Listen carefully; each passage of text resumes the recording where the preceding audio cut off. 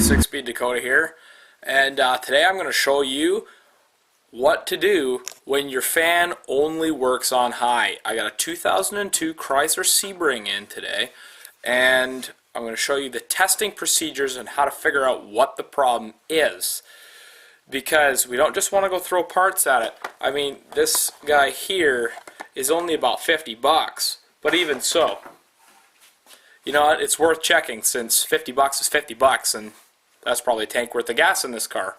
So anyhow, stuff you're going to need a test light, a voltmeter, and probably, you know, your good set of hand tools as usual. You're probably just going to need a 1/4-inch nut driver and a small socket. I haven't determined what that is yet because I haven't taken the blower resistor out. However, I've pretty much diagnosed it. So if you know for sure it's your blower pack resistor, then fast forward through the video. But we like to confirm what the problem is before we replace parts. Now, you don't really need the test light so much. I just like to confirm that there's power there. So anyhow, let's get started. You guys are just going to have to bear with me since the blower resistor is actually underneath the passenger side here. So sorry if you guys get a little camera sick or motion sickness. First thing we're going to do is we're going to come to the passenger side. Wasn't sure if I locked it or not. I hope not, because the keys are in the ignition right now. And as you can see, all my testing equipment's underneath there. But first thing you'll see is this panel here is going to be up underneath the dash like this. And in this hole right here, you're going to have this one nut. This is a 2002 Chrysler Sebring. In minivans, all you have to do is just pull the carpet back and it's right there. And in some of the Jeeps, like the Jeep Liberty, it's in behind this glove box. All you have to do is just pop the glove box out. But this one isn't too hard. So now what we're going to do is we're going to come up underneath here and we're going to see a bunch of stuff. That guy, oops, that guy right there is the blower pack resistor. This guy right here. And it goes into the HVAC box. Now right here is actually the blower motor. So as you can see, we have 5 wires. Now these two right here on the right hand side. Now this is looking at it towards the front of the car. Now if you're like me, you'd be upside down, so this whole thing would be turned the other way. But these two big fat wires are the power and the ground to the blower motor here. Now each of these ones here are for each of the resistance settings. So you have 3 resistors in series. So this wire being your low speed, medium speed, and your second medium speed. So speed 1, 2, and 3. And then 4 actually bypasses all of these and just no loads the motor basically to run it at full speed. Now what typically happens is this resistor here for the number 1, the first resistor that's in series is used for all 3 of these wires, typically breaks or burns up. And then your blower motor only works on high because the resistor is used in all 3 wires. That's why it typically burns out. So now a way to test that we have power, first thing we should do is actually we should confirm the complaint.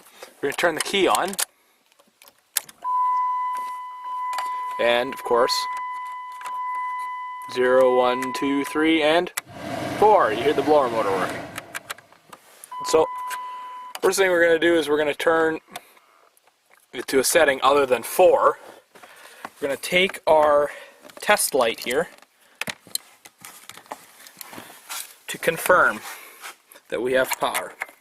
Now, typically I like to test it on the battery first, but that's not exactly feasible since the battery's all the way over there. So what I'm going to do, now you're going to have to excuse me, this is a little difficult trying to look through the viewfinder of the camera. As you can see, my test light is lit while on this wire here. And my test light is lit while on this wire here. And the reason that they're lit is because the power is sitting there going through the motor and it's waiting to be grounded. This switch here is a ground side switched, which means it doesn't adjust how much power it's giving the motor, it adjusts how much power is actually coming out of the motor. So that's why we have power on both of these. And I believe on level 3 we should have power on each and every one of these. If I can get it in there. Oops. Oh, maybe not.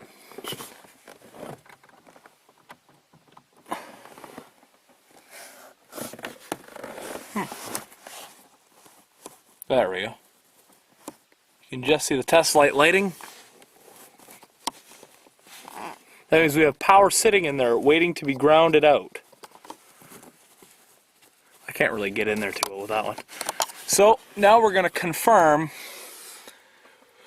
that we have a proper switching effect in the switch. So what we're going to do is we're going to take our test light off our ground, and we're going to take our voltmeter here. So now what we're going to do is we're going to use my Blue Point voltmeter here. I won it for the Student Auto Skills competition back when I was in high school. It's about $350, but it's very, very useful. It's a very expensive meter, but it's unlikely that you're going to blow a computer or something like that if you're trying to pin out a computer. So, because it's fused both 500 milliamp and 10 amp. Now, I don't like to use the 10 amp typically because there's a chance you could damage the meter, but this one is fused, so you don't have to worry about it so much. So, we're going to turn it to the ohms, continuity, and diode checker. Now, what the diode checker does is for checking like rectifier diodes and stuff like that. We don't want to do that, but you see in the top corner there, when I hit this button, that top corner, we're going to have the continuity. Now, diode checker runs a low amount of current through a diode so you don't accidentally fry the diode. So that's just regular resistance. Now that is continuity. Now, continuity means you're going to get a beep when you have under a certain number of ohms of continuity. Oh, there we go. Like that. It gets a little annoying after a while, but this is a very useful tool for checking switches, or if you're underneath the car like me. So what I'm going to do is I'm going to put it on a ground. Now, since I don't want to have wires hanging over me, and this one's easier to get in there, I'm just going to put it to this bolt here on the door. And to confirm that I have a good ground, I'm going to touch it to something metal, like this. There we go. This is actually plated with some kind of material. Oh, there we go. So, with the key still on, we'll go back up underneath the dash. See if I can't just sit the camera here. And with the fan on speed 1, that little tan wire that's closest to the far end of the resistor should have continuity. Now you hear it beeping, and now it should continue to have continuity as we increase the, until we obviously turn it on. It should, to full, it should have continuity throughout all the ranges until you turn the switch off. Now this is pretty decent evidence that the switch is working correctly. So now this one here, the next one over, is this kind of greeny colored wire, I guess. It's a little difficult to get in there, but now same thing, this should have continuity in switches positions 1 and 2. I don't think my connection's very good.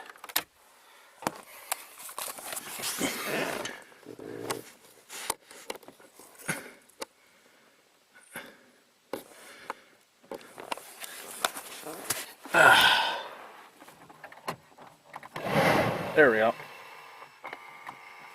I don't know if you can hear that, but that's continuity in switch positions 1 and 2. I'm kind of stuck underneath here. There we go. So that green wire should be active in 1 and 2 and 3. Or sorry, in 2 and 3.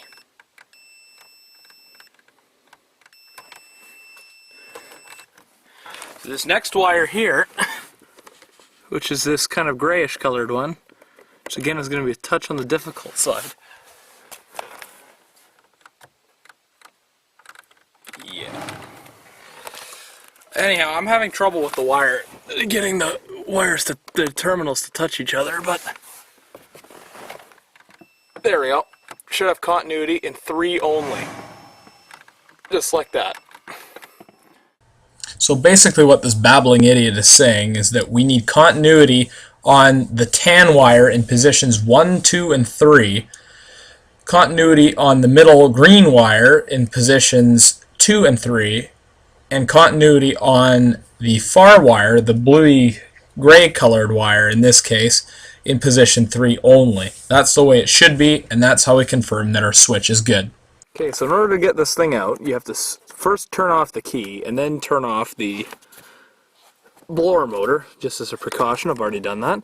So squeeze the little tab in behind there and pull on this connector. Now this thing goes through a lot of heat cycles, so you can assume that it's pretty stuck in there right now. Alright, now on this clip, focus, there is a red tab that you got to pull back before you squeeze the connector. So now we have the blower pack resistor. I've already removed one of the nuts or bolts. It's a 5/16.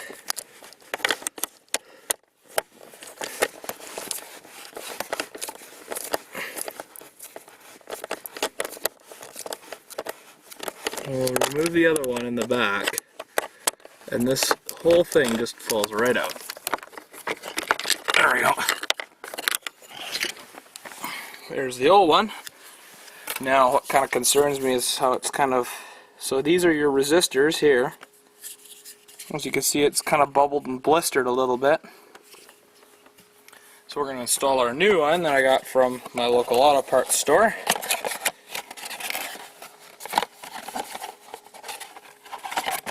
Comes with this little fuzzy shield on it. There it is. Need two hands.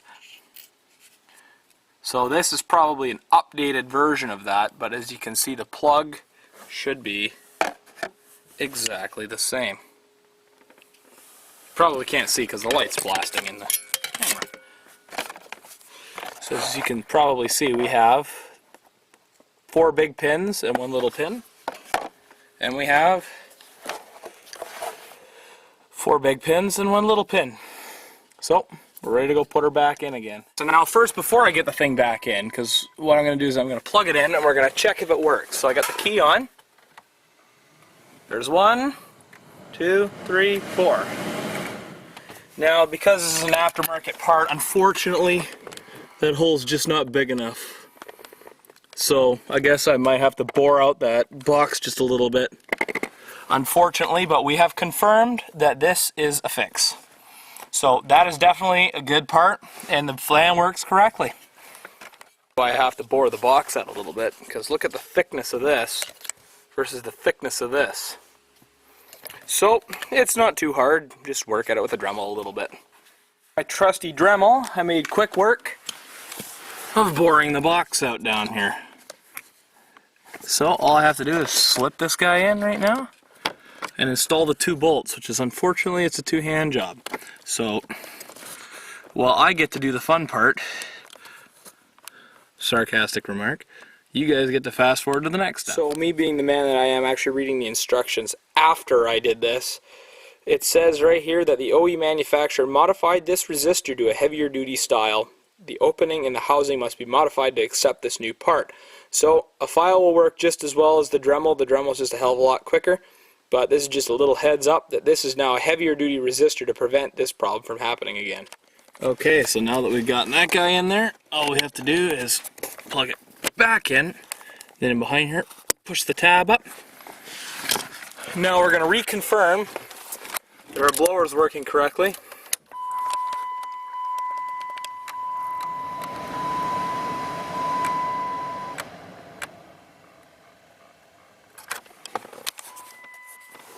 Turn the key off. And now we're going to put this guy back up in there again. So this guy, that's not too hard I guess, but it's just a bit tricky sometimes. So what we got to do is slide it up inside there. It's pretty flexible because it's kind of made of a recycled fiber, compressed recycled fiber. So just kind of adjust it I actually think I have it upside down. I'm not certain. Oh, there we go.